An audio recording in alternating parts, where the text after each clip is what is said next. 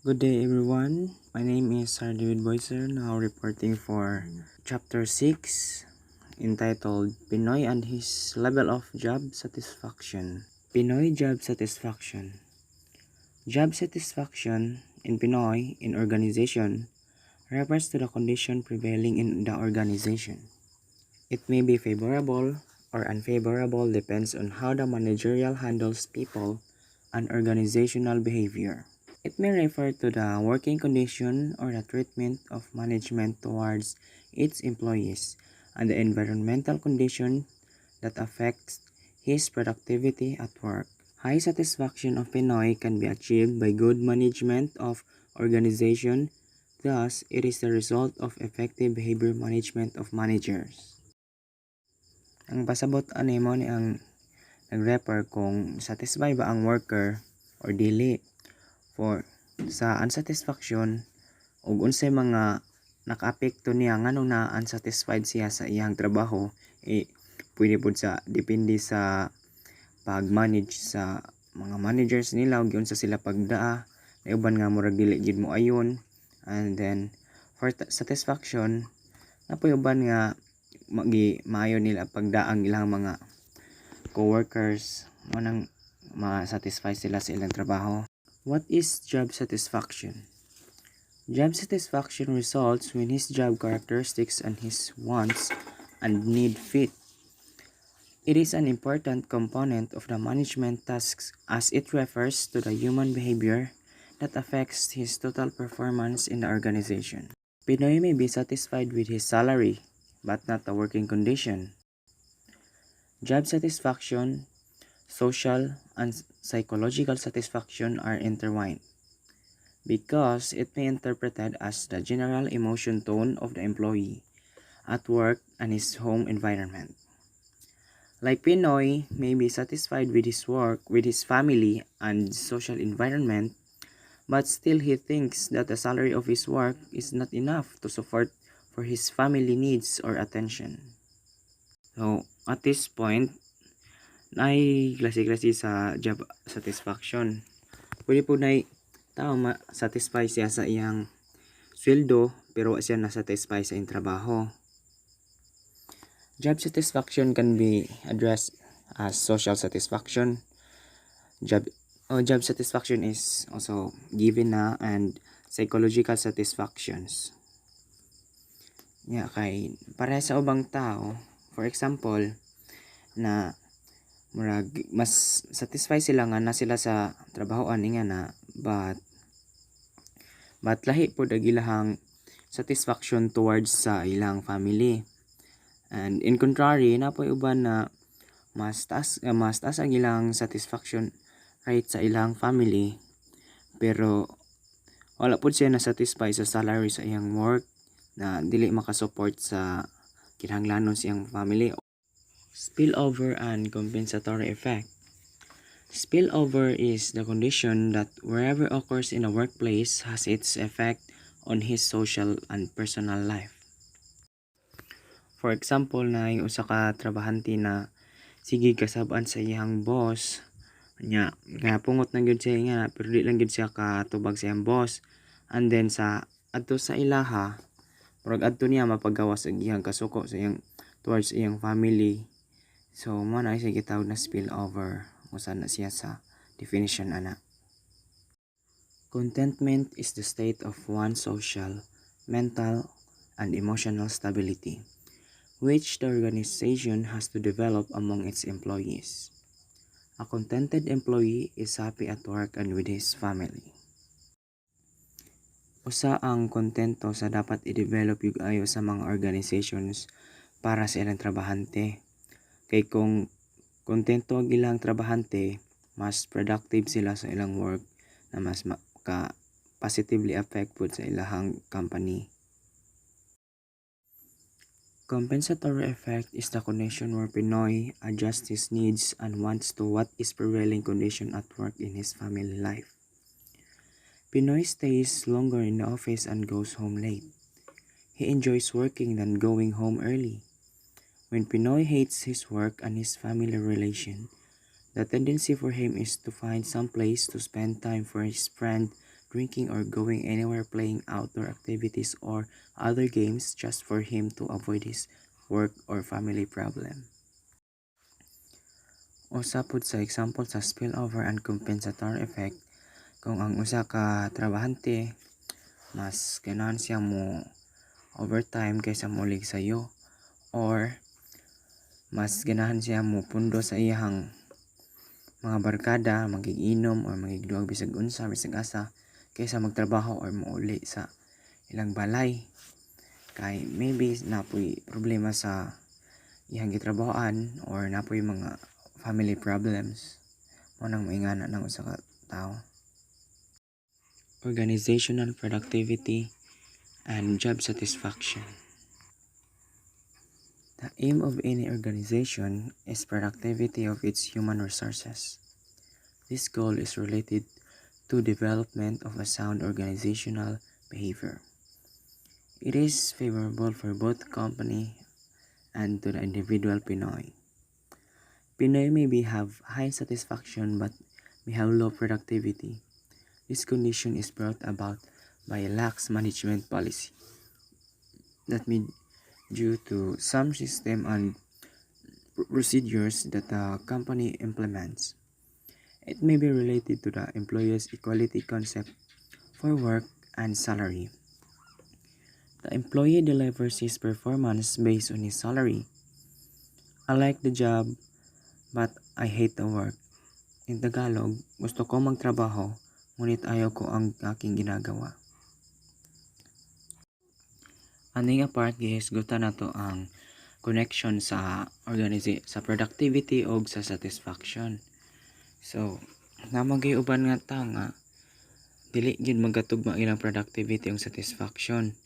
For example, naay usa ka tawo siya nga dali ra gyud siya masatisfy sa bisag unsa pa na nga patakaran nga implement sa company, pero ang iyang productivity dili kayo good, may have low productivity ana siya.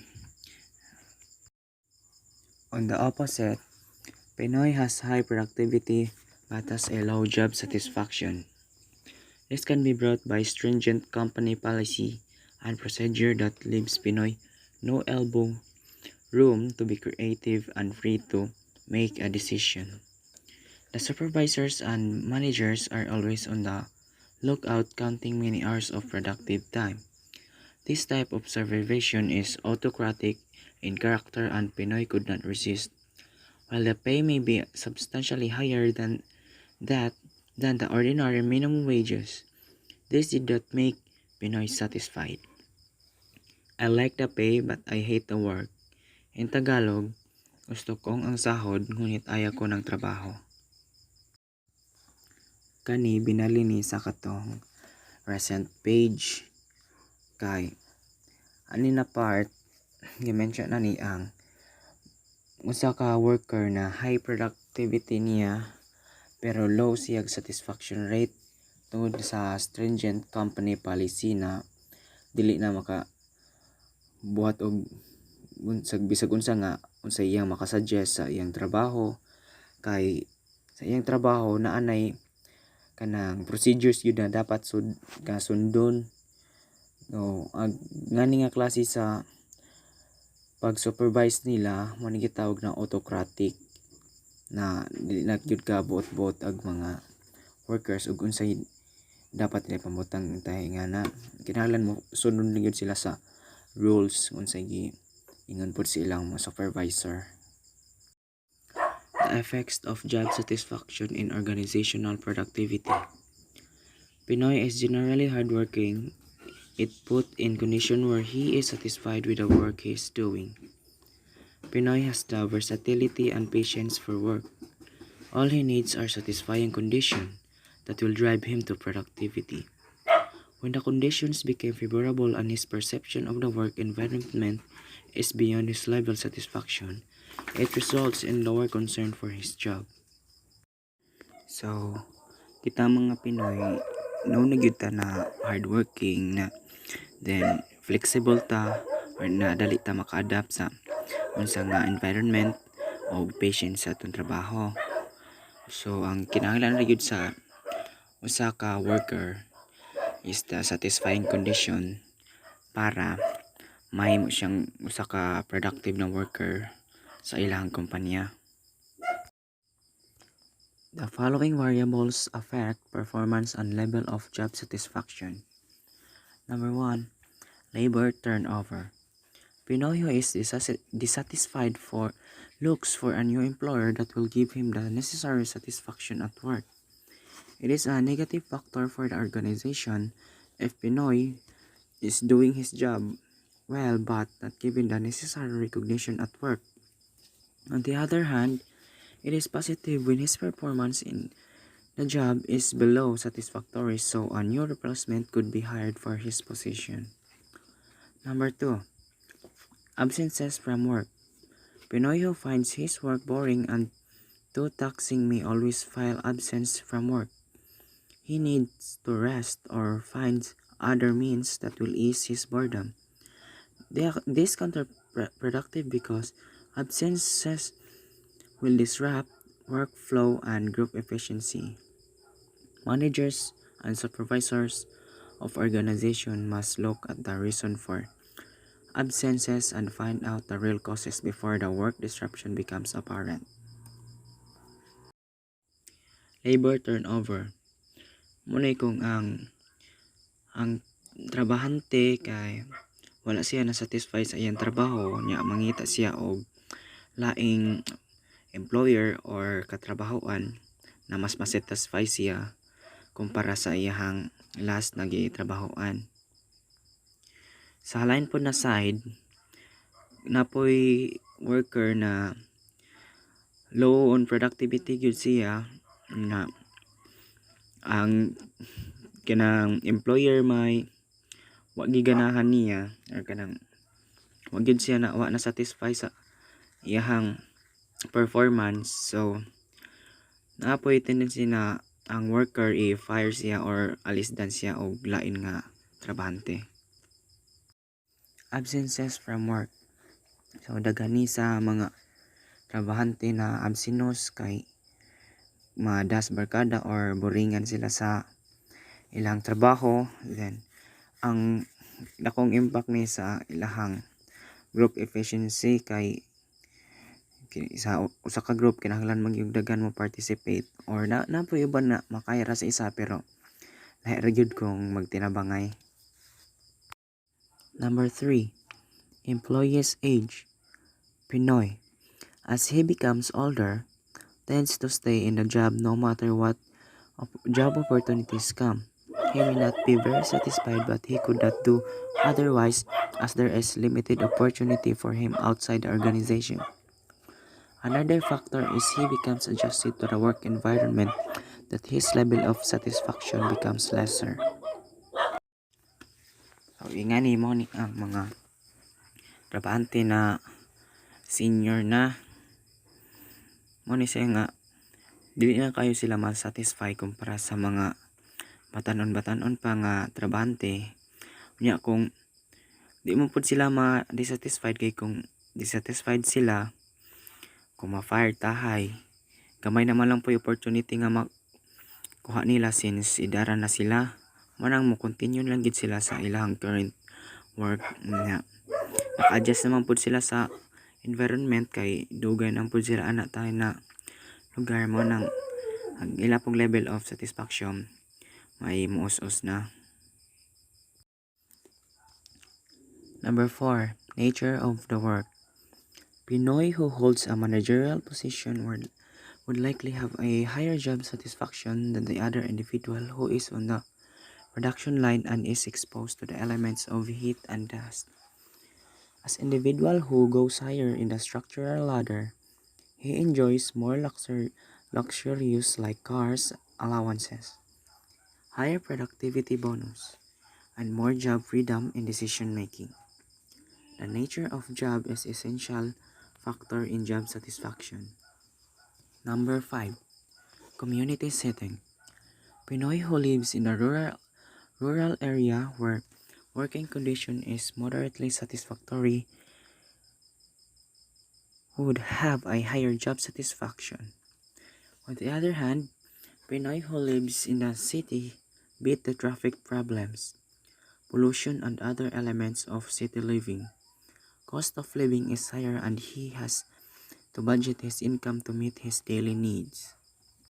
So, sa nature of the work, mamagig na dili magiging magkapareha ng mga posisyon. Lain-lain magiging ng posisyon. Sa managerial na posisyon, sa mga higher level na, marag taas ilang satisfaction level kay dili na kayo sila magtrabaho-trabaho na sa init, dili magkapoy-kapoy nya mas dako sila madawat na kwarta di pare sa mga trabahante nga na ay kanang mga labor for example nga kapoy sila initan pagid sila nya mas gamay ilahang sweldo kumpara sa mga managers or sa mga employer position. Imperatives for Organizational Job Satisfaction Survey. The study of job satisfaction is central to all managers and of an organization, thus it affects work's performance. Managers have to see beyond pay, benefits, and promotional opportunities in order to make the employees more efficient in carrying out their tasks. A healthy organization looks after the levels of job satisfaction of working force as it affects the productivity and efficiency. It is important that management know the factors that affect the level of job satisfaction to institute remedial measures before it affects organizational objective of productivity.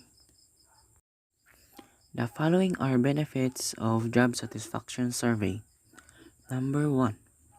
It is a powerful diagnostic instrument in looking at employees' problem.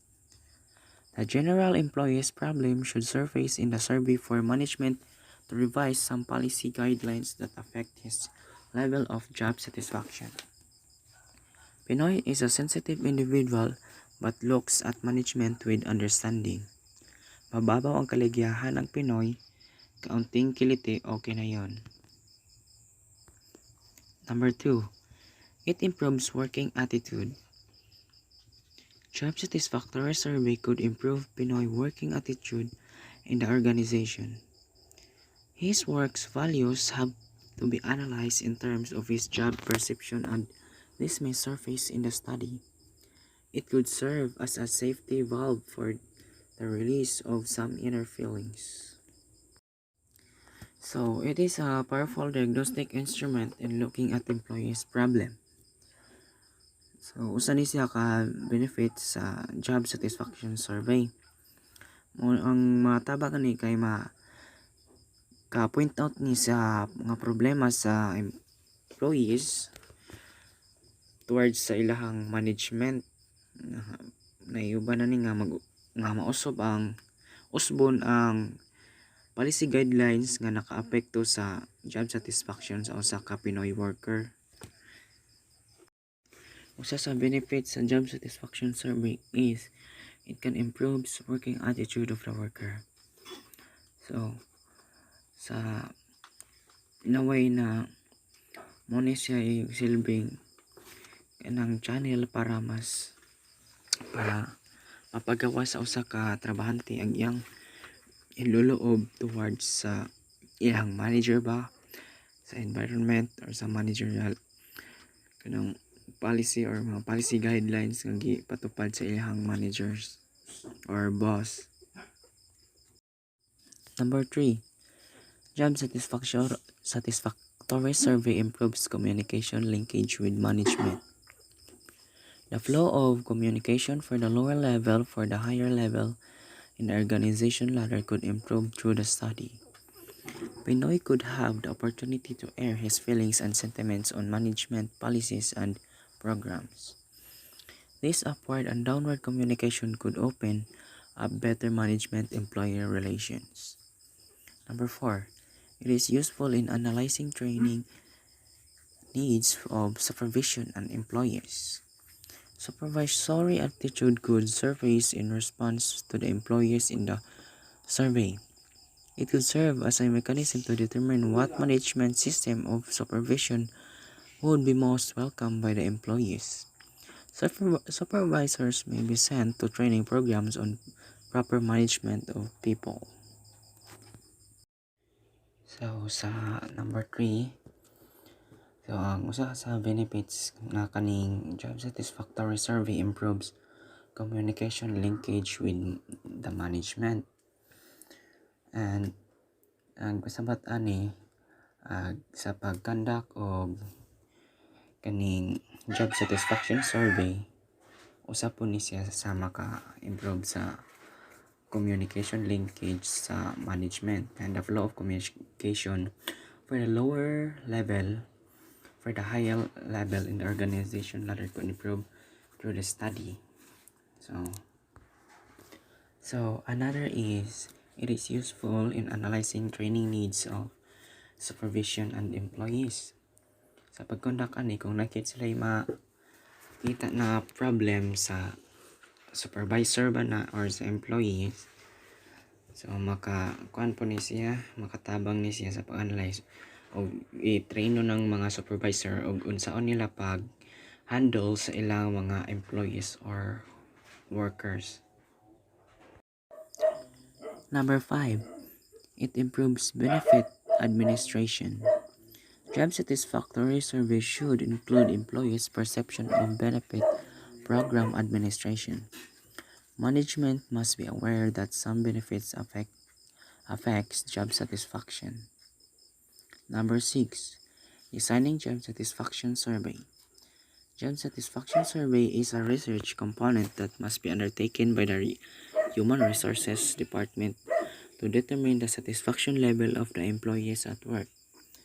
The research is not necessarily a thesis or a dissertation format but an actual observation, formal questionnaires, and answer from the employees' opinions about the company policies and programs. Number 5, it improves benefit administration.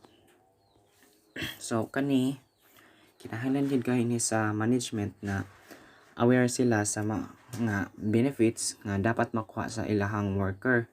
Kay kaning benefits usa po na siya sa maka-increase sa satisfactory rate sa usa ka worker towards the company or organization. Kay ikaw kahay di mahatagang benefits sa uban mahatagan or else kamo tanan di yun mahatagan nga na. So dako gyud kayo disappointment yun sa company. Okay. Designing job satisfaction survey. Kani siya survey ni siya nga gi-undertaken sa taga Human Resource Department. Dili po siya necessary na thesis kundi more on observation or manghatag og mga questionnaire para fill upan sa mga trabahante ilang gikandakan sa survey. Here are some types of job satisfaction survey. 1. Objective type survey. This is the survey research that is easy to administer as it is a set of questions and answers where the respondents check mark or encircle the best and sentiments about the company. Usually, true or false are a multiple choice or rating 1 to 5 where 1 is poor and 5 is the highest. Structured questionnaire. The employee or respondents is given a set of questions with ready answers to choose from, and he will just pick the most likely situations that affects his performance and job satisfaction. But the only problem is that the response might not be accurate from their true feelings. Number 1, objective type survey. So kaning objective type survey, kaning survey ni siya nga mo kuan ba true or false ba mohatag sila mga situation pero agilang choices sa mga answer kay true or false or either multiple choice or kanang rate may pa-rate og 1 up to 5 ug unsa gid sila ka satisfied tahay na sa ka satisfied sa ilang trabaho ay tahay rate nga na in generalize na po to ha. Pero sa questions nga na specific po sila, hindi po i-generalize og satisfied ba or dili. Another is Structured questionnaire. So, muna siya gusto ka klase sa survey nga mahatag og questionnaire ang nag-conduct, pero nanay mga choices gi pambutang. Ang kinahanglan buhaton na lang sa ipang ay sa mo answer kay mupili sila ang the best answer gyud nga unsay pinakaduol gyud sa ilang kuan kanang tinud nga na experience sa ilang trabahoan. Number 2, descriptive study. A true sentiments of the employees will surface under this study. The employees are given opportunities to express their feelings about the policies that affect their performance.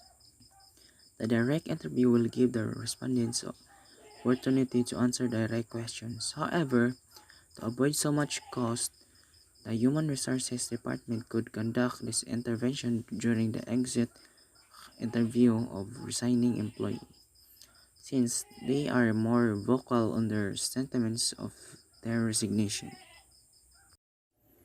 Number 2, descriptive study.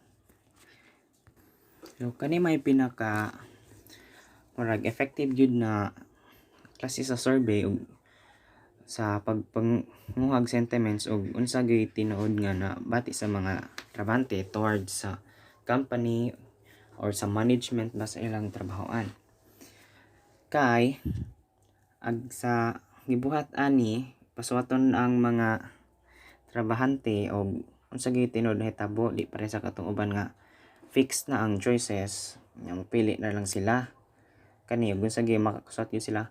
Usually kuan na ni kanang mga trabahante nga padong na mo resign or kanang ni-resign na kay ana man mas vocal ilahang sentiments sa tungod ug nganong ni resign sila. It's either mga nga lahi nagkuan ay mundang na ba na may problema or nagi problema sa company. Other companies should also be examined as basis of analysis. Among these data are the following. Number 1, labor turnover or resignation. When the turnover exceeds 5% per annum or per year, it becomes more alarming, and the result of the exit interview must be examined as to its effect on job satisfaction. Number 2, accident reports. Accidents that happen at the workplace made by the employees or they intentionally destroy some property of the company because they disgust the company's attitude. Number 3, tardiness and absenteeism. A good working Pinoy would not be absent or late from work. Manager must find the true reason for personal absences or for being late for more than 4 times in 1 month. So other companies should also be examined as basis of analysis. Among these data are the following. Labor turnover or resignation. Kung mula pas ang turnover over mga 5% per year kanang na sa kuan yun kadudahan na gini sa usa ka trabahante nga naagay problema na siya nga makaapekto sa iyang job satisfaction. Number 2, accident reports. Accident reports maning mga accidents literally accidents nga nang kuan katay nga buak nga kuan maggubak nga computer kay posibleng tinuyuan na sa usa ka trabahante tungod nga wa siya na satisfy sa iyang trabaho or nabay siya kasuko sa management or sa higher na position na mga tao. Number 3, tardiness and absenteeism. Kaning katapulan or kahinay sa iyang trabaho ug kani pong mo sige absent kay usa po na nga kuan kanang timailhan kung di gid satisfy ang usa ka trabahante sa iyang trabaho kanang sige absent. Number 4, level of productivity.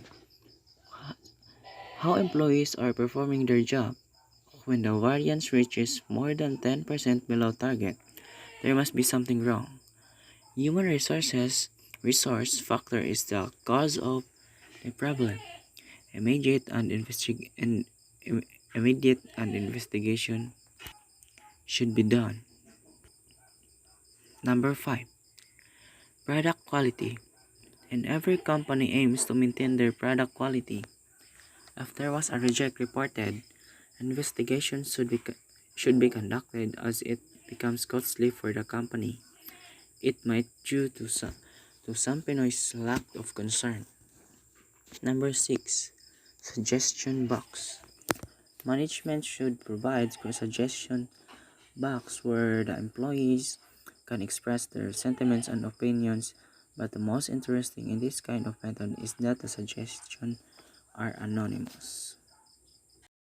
And number 4, level of productivity.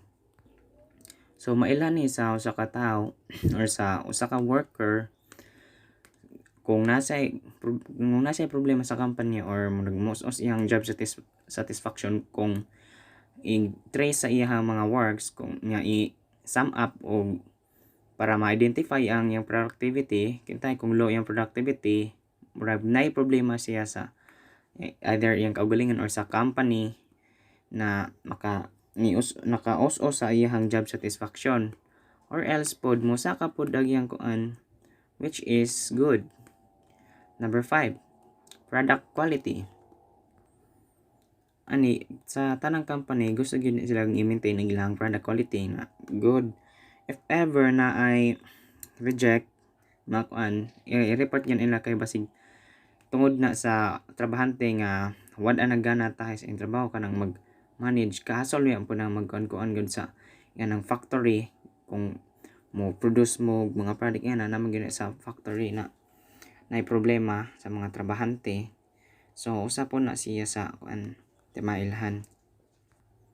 And number 6, suggestion box.